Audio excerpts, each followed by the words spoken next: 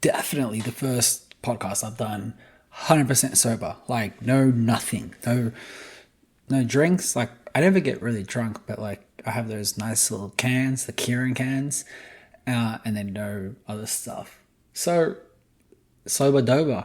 I'm going to try to do this. I'm trying to fix my life, guys. I feel like I'm having a midlife crisis. I'm not even 30 yet. I'm having a midlife crisis. But it gives me solitude knowing that Warren Buffett didn't become a millionaire till he was 40. Nah, fuck that. I hate when people say that. That's so easy to say. That's like, it's like when you're hungry and then someone's like, there's kids in Africa hungry. And nigga, like, what does that mean? When I'm full, they're gonna be hungry. Like what? But like I said, we always try to start with a positive thing. Yeah. So I think one of the positive things that I've done is I started reading again, right? And there's something about reading where it kind of changes your thought process completely, right? You could be in a very negative state of mind, and when you read something that kind of resonates with what you're feeling in that moment, it kind of connects with you. And when you continuously do it, it doesn't just go away. You start really trying to apply it in your everyday life. Because I love, fucking a good movie, music, and I don't like those people on Instagram that are like, you can fucking do it. I hate that. But all those things seem to like come and go. And I find it hard to be motivated by those things. I might get excited in the gym, I can listen to it, but a book seems way more applicable, especially when they like tell you how someone did it. So for example, I'm reading 2 books at the moment. It's like the 48 Laws of Power and Never Split the Difference. And essentially it's like negotiations for Never Split the Difference, and 48 Laws of Power is how to interact with people, how to deal with power dynamics. Doesn't matter. My point is, they have helped me kind of come to a more positive mind state than I was, let's say, a week ago or 2 weeks ago. It shifted, and I knew that. I knew I had to do it, but I didn't know how, and books tell you how. So I'm reading Never Split the Difference, like physically reading that, and listening to the 48 Powers of the Law. And it seems to be good, so that's a positive thing. I think that's a positive thing.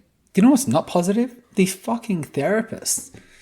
I'm serious. I'm not even fucking around. Like, therapy is becoming the new Nigerians, because they're just scamming every one of you.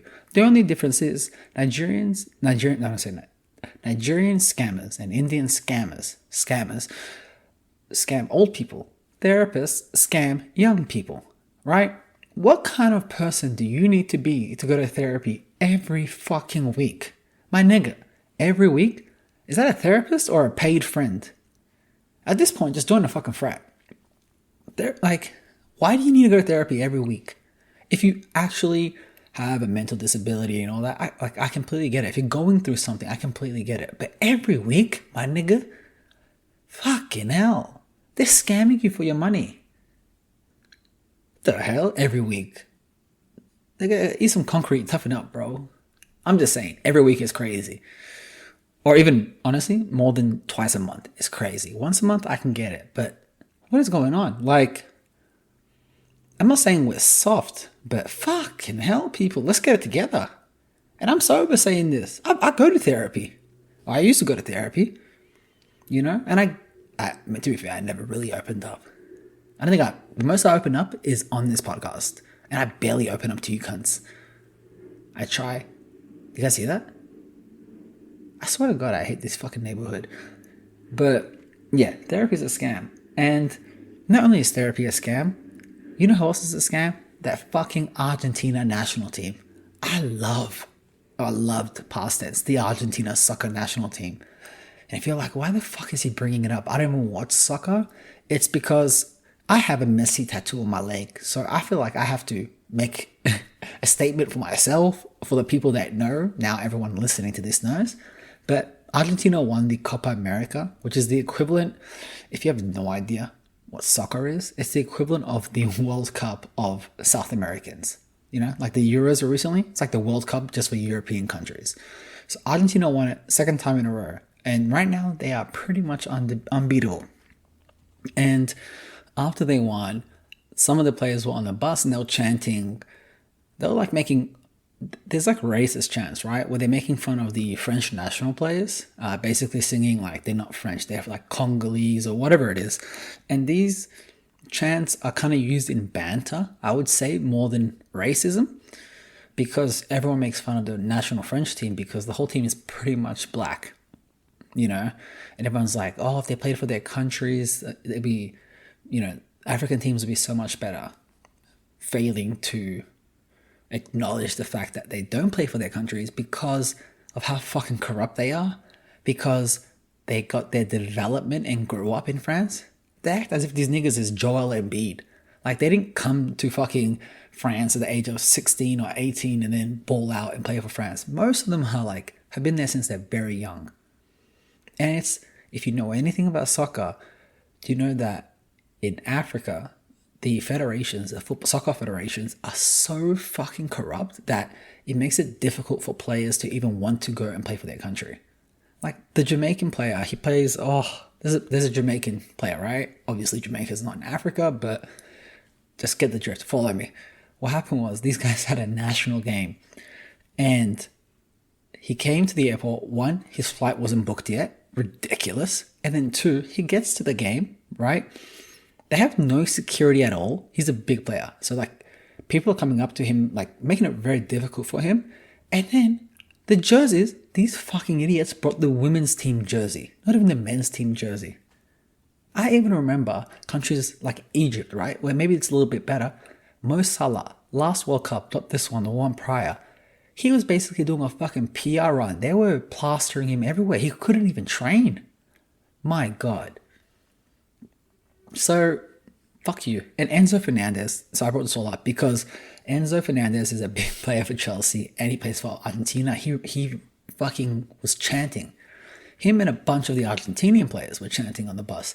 And this dumbass put it on fucking live. I don't think he's a racist, right? I just think he's a fucking idiot. Like, they're fucking trolling around and all that as a team on a bus. Again, I don't think they're racist and I'm okay with saying that. But they're fucking idiots. Like, I don't think they understand the difference between, how does that say? Like, they don't understand the difference between, like, that if it is racist or isn't racist, right? Like, I know it's not I know there wasn't racist intentions behind it because of what I've seen from them as players. I mean, I don't know them personally, so I'm just guessing. But what's racist about it is it can be used by racists to really directly hurt players, right? To say you're not actually French, like to me, like you're not actually Australian. But if I was around friends, they'd be like, yeah, you know, it'd be crazy if you play for Ethiopia. You're actually Ethiopian, yeah, you know. But it depends in context, you know. So this fucking idiot, I don't think he clocks that. And the problem with him not clocking that is it can come off racist. And if you can't clock it, then you don't even know what you did wrong. And it seems like they do not know what they did wrong. Now, when it all came out, my first thought was like, fuck, if Messi's on that bus, I got his fucking tattoo on my leg. What the fuck how am I gonna defend it? I got a racist tatted on me? That's like a fucking Jew having Hitler tatted on them. Okay, it's not that serious. But anyway, after seeing it and not seeing anyone mention Messi, I was like, thank God. And I did not see Garnacho on the bus.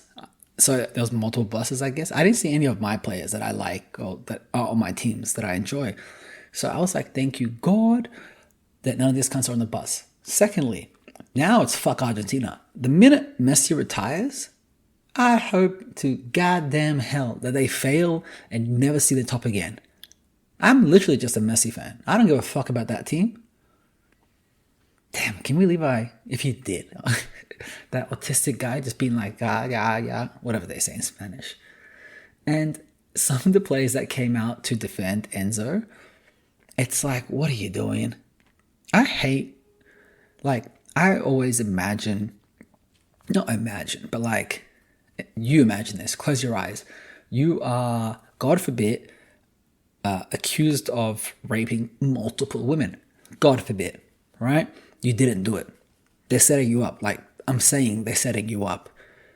Now, it looks bad. You're like, fuck, bro, I need people to come out and say I'm not this kind of person, because I'm not, and I'm really not. But the only person that comes out and defends you are two people: R. Kelly and Bill Cosby. What the fuck do you do then? It's like, sometimes people come out in your defense and you beg, you're just like, God, please don't let this dumb motherfucker defend me, because fucking hell, it makes it worse.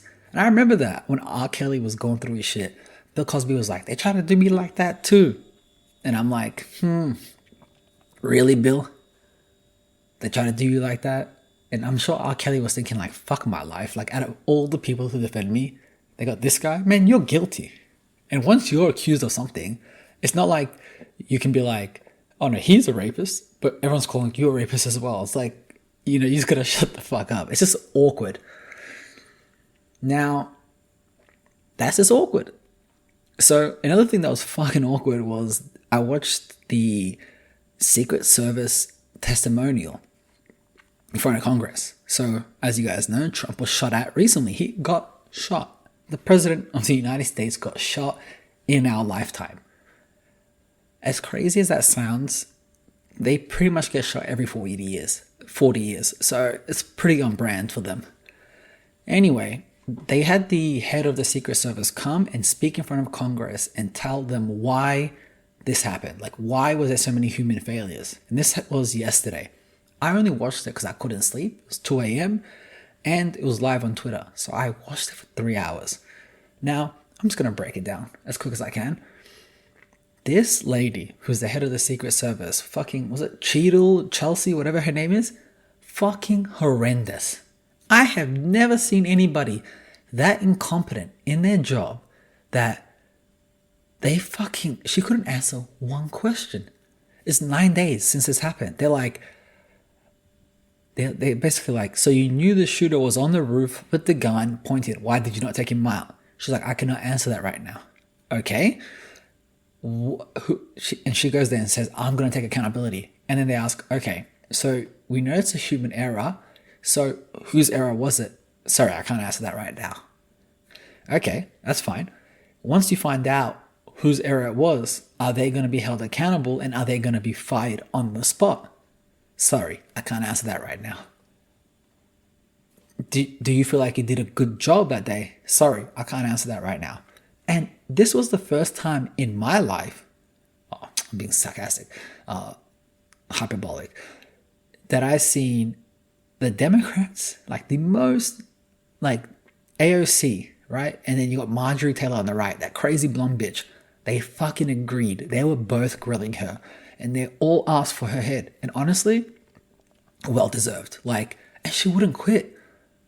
And I was thinking to myself, like, wouldn't the easiest way to find out if this chick's fucking retarded is to ask, what is your job? What is the quintessential part of being the head of Secret Service? What is the key? What, like, when it's all said and done, what are they going to look back on and say, you did your job?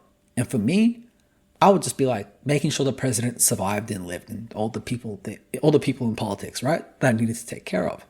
So if the president survived or didn't have any assassination attempts on him, I did a good job. So simply, your job is to make sure the president doesn't get assassinated. That is literally your job. The key aspect, make sure the president doesn't get assassinated. Now, that's what they should have asked. And she might have answered that. So then you follow up. Would you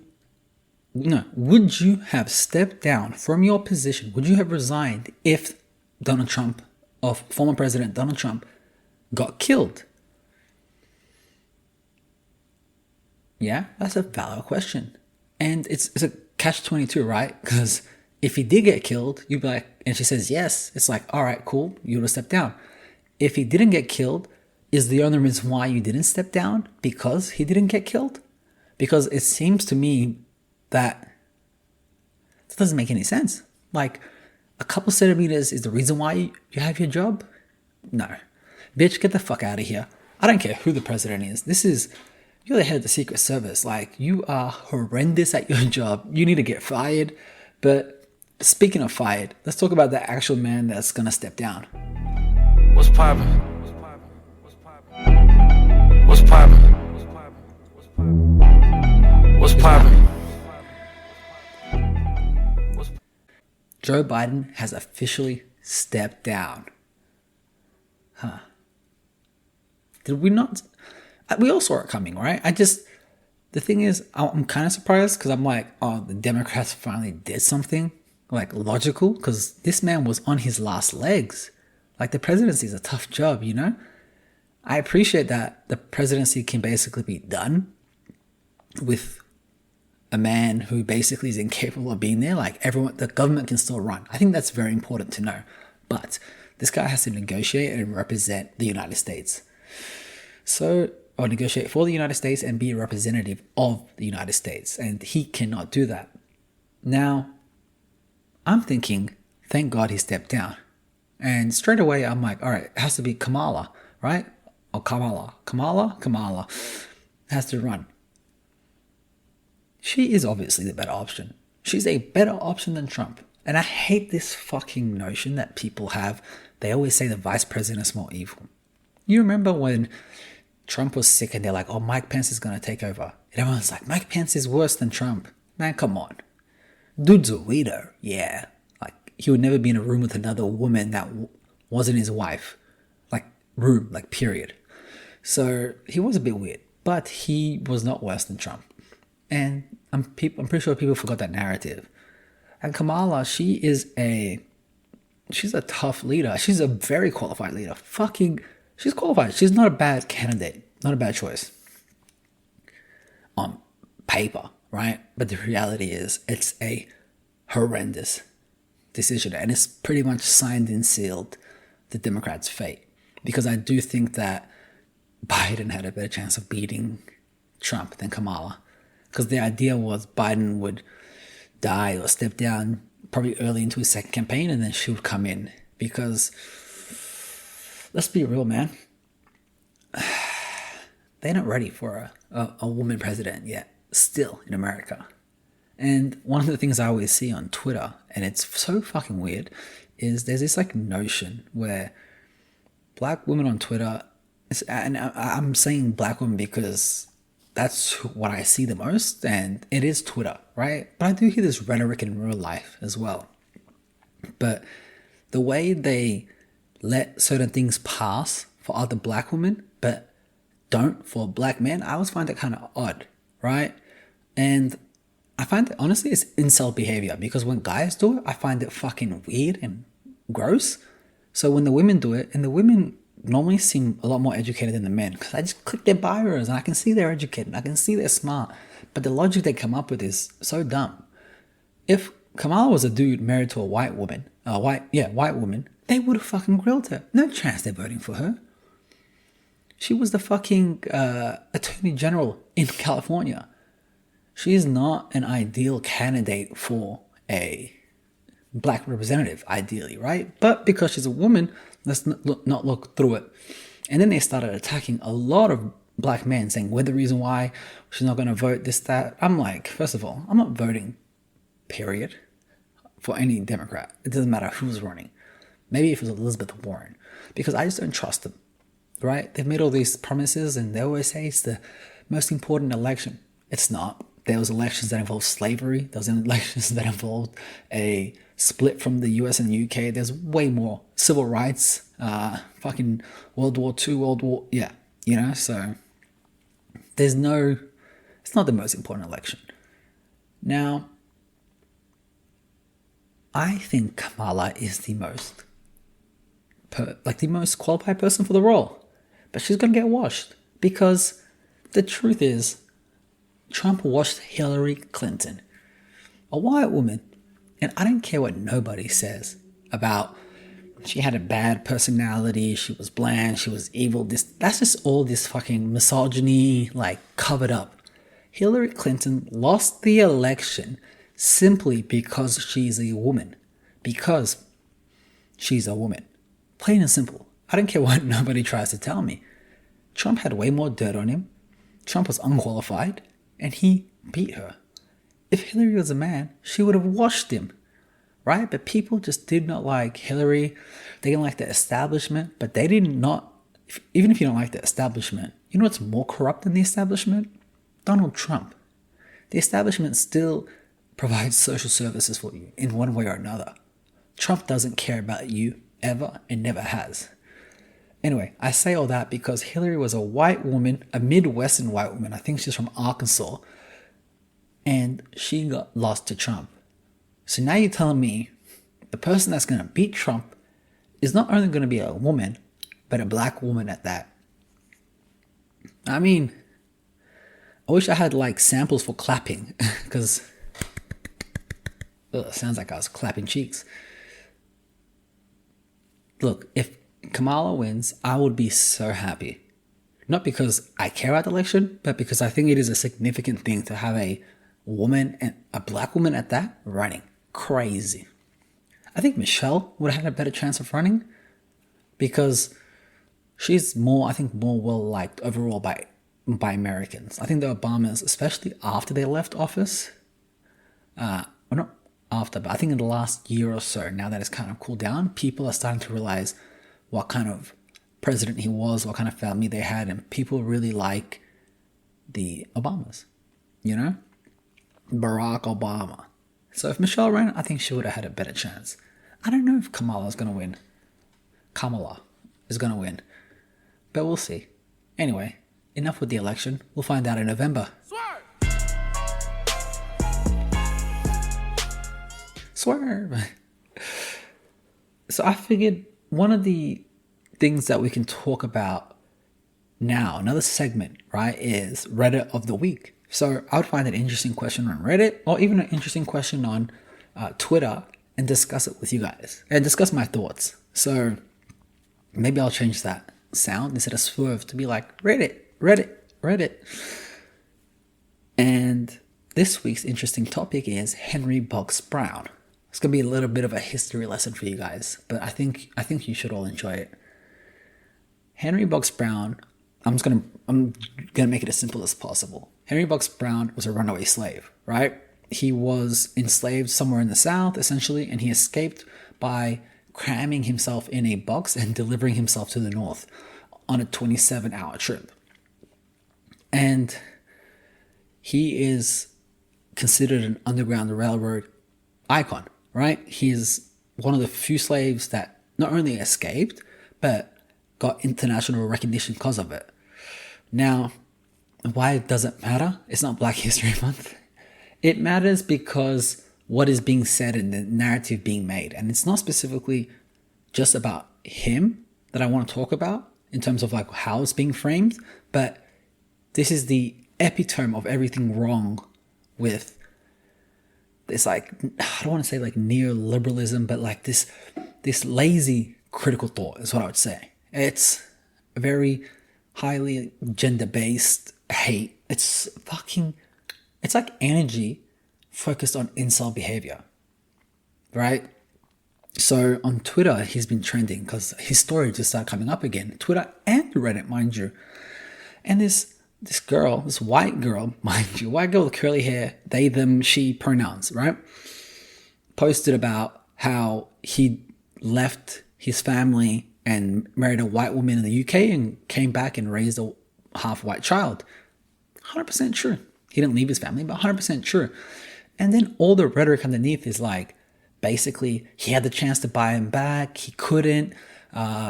He was not for the people, this, that. Like, they were going in on him. And they were saying, like, it was a conspiracy to cover up what he did so it doesn't look bad for the abolitionist movement, which was like the movement to, like, abolish slavery. This is an actual narrative online.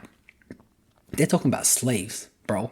Slaves. So all their context, all their paperwork is already scarce. Like, they can only get so much information because it didn't exist like that back then. And when I'm serious, like, I studied this shit. They have like photos of like newspaper articles that are fucking blurry as shit. Anyway, let's be on the point. So I didn't know about Henry Box Brown before this, right? I didn't know nothing about him, but I was like,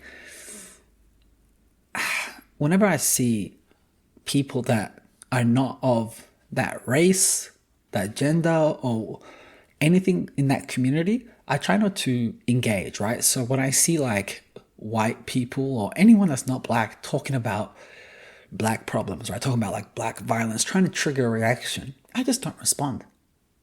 I don't respond even if they're talking about, I just don't respond. Like, I'm like, fuck that. Like, this is weird energy. And I encourage you all to do that. So when you see somebody talking shit about people, your people, whatever, if they're not your people, just don't engage. Now, I let it go. Then out of nowhere, this black dude literally copy and pasted the exact same text that that white girl did and reposted it, and it went viral again. Now I'm triggered. I'm like, you fucking cunt. Like, at least do your research first, because what they're pushing the fucking bullshit narrative. And what had happened was, I'll just quickly break it down.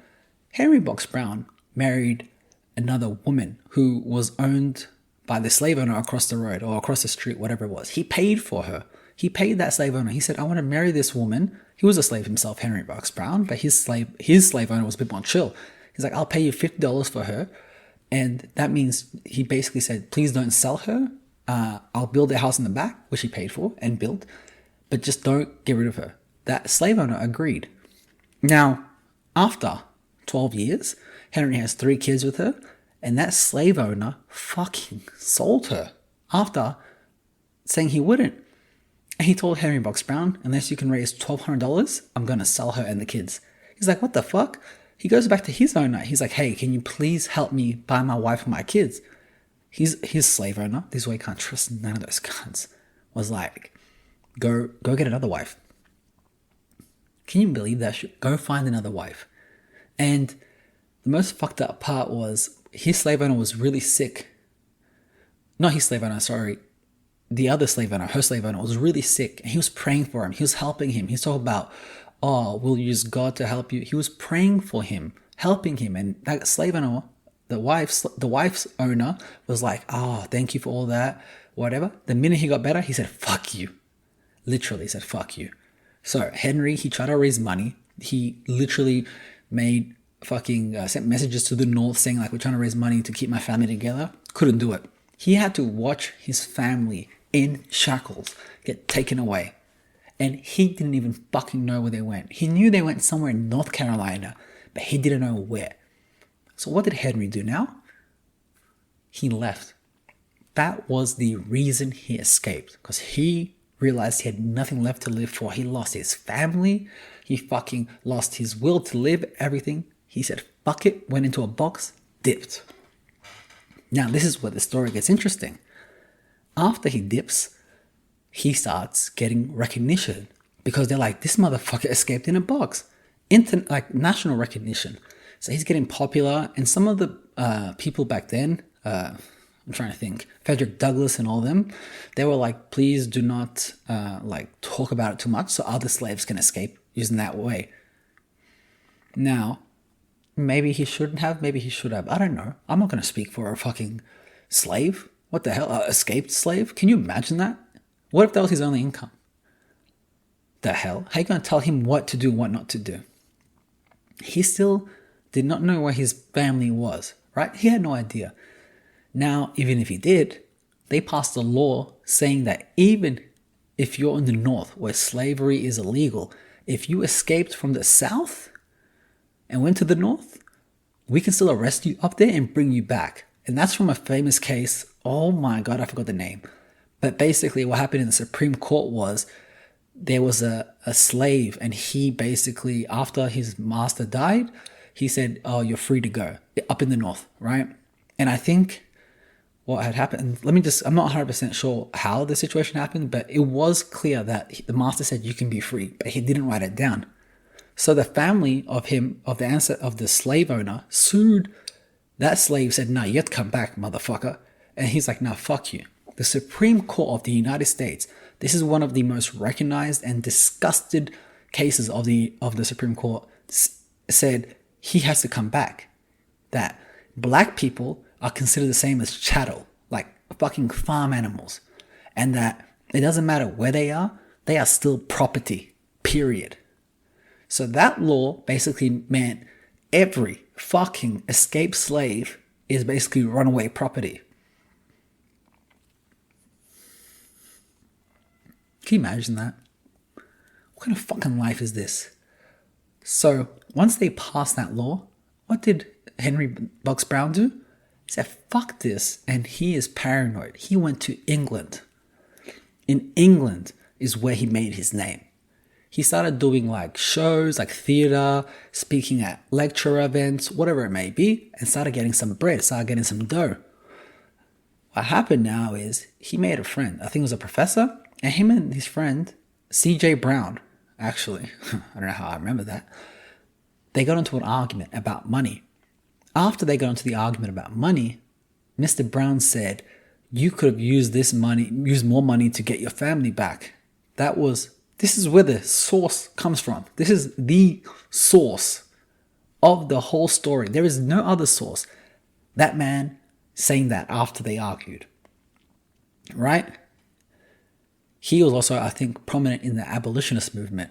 So they put a lot of pressure on Brown, on Henry Box Brown. They said you could have bought your family back. There's no evidence.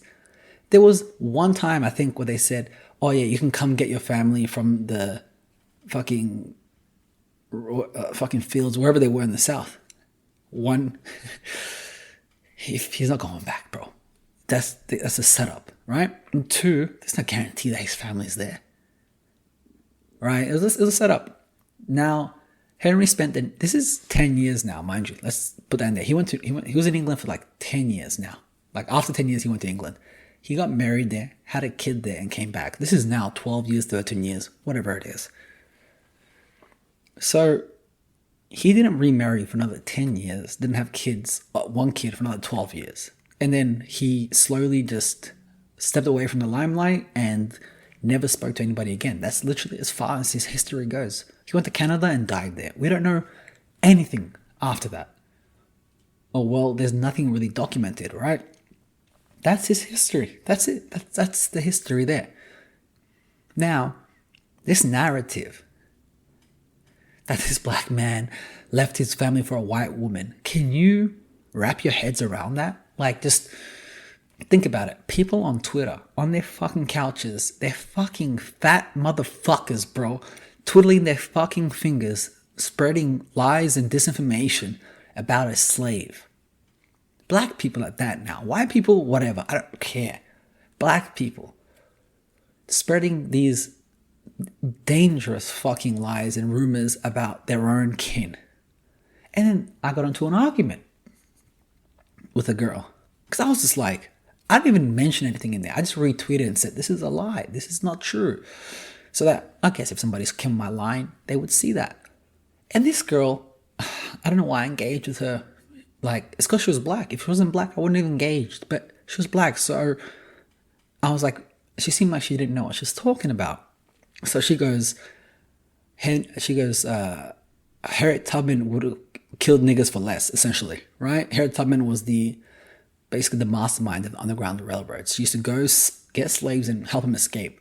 Anybody that didn't want to escape or was going to tell the master, she would kill them. So she's insinuating that Harriet Tubman would have killed Henry Box Brown. Henry Box Brown, the same person who's a figure of the Underground Railroad. So I asked her, I'm like, are you joking? I genuinely thought she was joking. And then she doubles down and says some bullshit like, no, this and that. So I said, fuck this. I had time. It was Sunday. So I ended up, that's when I did most of my research. Bang, bang, bang. And after I finished my 4 tweets back to her, I clicked her profile. I shouldn't have clicked her profile. This is so petty of me. And the first thing I see is, it's like a weird picture, her pinned picture of herself. But I see a Cash App and I see OnlyFans. And I'm like, oh, these online prostitutes got me again. I'm petty. Like, this girl's trying to school me. She said all kinfolk, not skinfolk. All skinfolk is not kinfolk. Meaning, just because someone's the same color as you or same race as you, doesn't mean they care about you. Doesn't mean that they're the same person as you. They're basically a coon, right? That's what they're saying. And it happens in all races, right? So I click her OnlyFans and I'm like, she's ugly, bro. I can tell by the pictures. Like, she's just ugly. Like, it is what it is. And it's like $3 a month. Okay, it's not even $3 a month. It's free, I think. It says subscribe for free anyway on there. I'm not sure how OnlyFans works, believe it or not. I've never signed up, so I don't know if you subscribe for free and then it's like one of those catch things where it's like, oh, see these 3 pictures and pay for more. I don't know. Anyway, because I don't know, I have to calculate my response. So what do I say? After I'm done thing, I said, I find it ironic. Something like it's along these lines. I don't have it in front of me. And I was like, I find it ironic that you out here judging a man who is forced into selling his body, and yet you do it willingly for $3 a month. Like, and if you're a prostitute, you don't discriminate. You get fucked by a white guy, you don't care. And you have the fucking audacity to fix your fucking lips or your fingers and tweet negative about this man. And you out here fucking like, oh my God. So I tweeted that. And then, to be honest, it picked up a little bit. And she eventually responds like a day later. And she's like, I don't know why you're trying to shame me for sex work. It's like one of the oldest professions of all time. At that point, I just gave up. I said, this is a dumb bitch. Like, seriously. But the narrative of like bringing each other down, and believe it or not, I'm seeing it more these days with black women than I am with black men. And I used to see it with fucking black men a lot, right? I mean, I still do, but yeah, I think maybe because women maybe tweet a bit more, like tweet louder or a bit more popular on Twitter. I don't know what it is, but I'm seeing it more there. And I'm seeing it with educated people, or, you know. And one of the things that I learned from the book, I wish I read this chapter before I went on my little tirade, was there's a power in being a victim, right? There's a like quintessential strength inside being a victim, yeah? Because you can now dictate how others view you, right? So you can make other people view you as weak, even though you're manipulating them. So you're like, oh, it's like, essentially it's like what a baby does, right? Where it's like, it might fall down, but it didn't really hurt itself. And then it starts crying because it wants attention, right? But you're doing that as an adult, and it is dangerous. It's a dangerous tactic. This is honestly like a minority of the LGBTQ community do, right? I say minority because I don't believe majority of them do this. I believe it's a very small minority. It's the ones that are like, you're attacking me because you're mispronouncing my genders and stuff like that. And it's like, no, I didn't mean to, but you're just wearing a dress and you still look like a dude. You're not even trying, my nigga. Cut the dick off and I might feel bad. But the idea is like, these people, you just can't argue with them because they're not arguing facts. They're not arguing, not even feelings. They're trying to do this weird power play. So you just let it go. Just ignore it. So going forward, I'm going to ignore it. I'll start uploading on YouTube soon and maybe doing videos, I guess. See how it goes. I don't ever want too many people to listen because then my mom will listen. And you can't kill me, nigga. I swear that I done died before. Alright, guys. God We're told out. me that I was Peace. back in 94. Chevrolet got that motor. Diamonds all on my molars. Parking lot, I lift the door up. Got your bitch smoking Coca-Cola. I can't even roll in peace. All my cars orange and green. I can't even go to sleep. Your bitch keep blowing me. I rep that shit from the 850.